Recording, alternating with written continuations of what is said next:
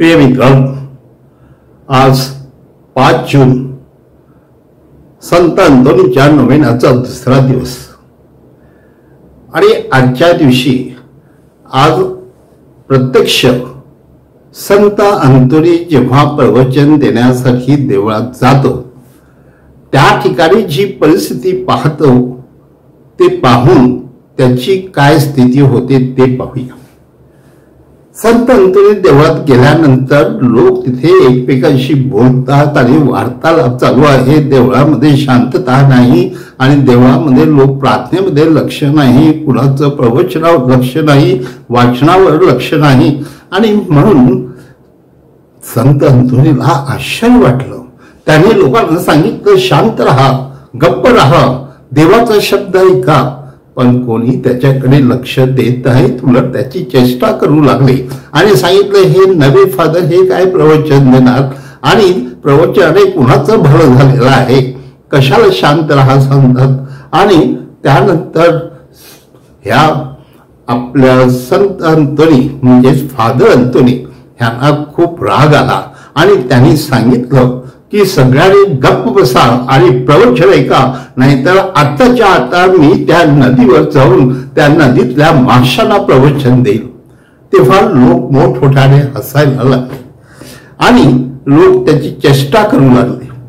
प्रिय मित्रांनो, मात्र फादर अंतोनी खरोखर लगेच बाजूला असलेल्या नदीकडे गेले आणि त्याची तो काय करतो ते पाहण्यासाठी सुद्धा काही लोक त्याच्या मागे गेले।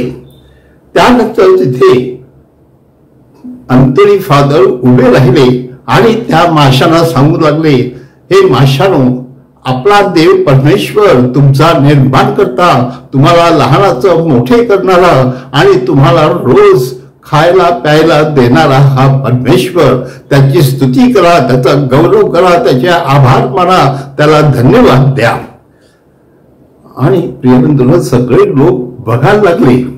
तेवढ्यामध्ये त्यांच्या समोर जवळजवळ शेकडो किंवा हजारो असे मासे समोर आले, ते वर आले, ते नाचू लागले आणि विशेषतः त्यांना दिसलं की ते देखील परमेश्वराची स्तुती गौरव गात आहेत। आणि म्हणून त्यांनी सांगितलं की परमेश्वराला धन्यवाद द्या, कारण हा परमेश्वर आपल्या सगळ्यांचं रक्षण करता आहे, निर्माता आहे। आणि म्हणून त्या लोकांनी ते प्रत्यक्ष पाहिलं की हे मासे देखील ह्याची प्रवचनं ऐकतात। मग त्यानंतर ते देवळात गेले आणि ते देखील ह्याचं प्रवचन ऐकू लागले।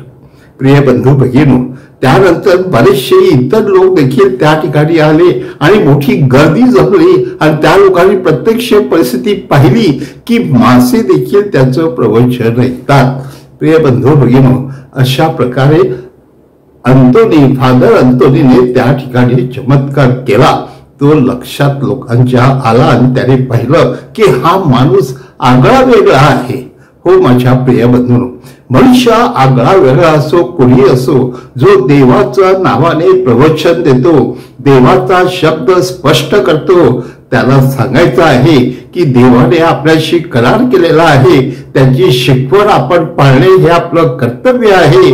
म्हणून ते समजून घेणं हे देखील आपलं कर्तव्य आहे आणि म्हणून प्रवचनावर आपण कान टक लावून ते ऐकलं पाहिजे। प्रिय बंधू भगिनींनो, संत अंतोनीने त्या लोकांना बरंच काही शिकवलं आणि त्यानंतर जे लोक कधीच देवळात येत नव्हते ते देखील देवळात येऊ लागले आणि देवाचा गौरव करीत, परमेश्वराचा गौरव करीत परमेश्वराला आपल्या जीवनामध्ये फार मोठं स्थान देऊ लागले। आणि त्यानंतर त्यांना जाणवलं की अंतोनी हा आगळा वेगळा माणूस आहे, देवाचा माणूस आहे आणि आपण त्याचे शब्द ऐकले पाहिजेत। त्या क्षणापासून त्या पॅरिशमध्ये फार मोठं परिवर्तन झालं।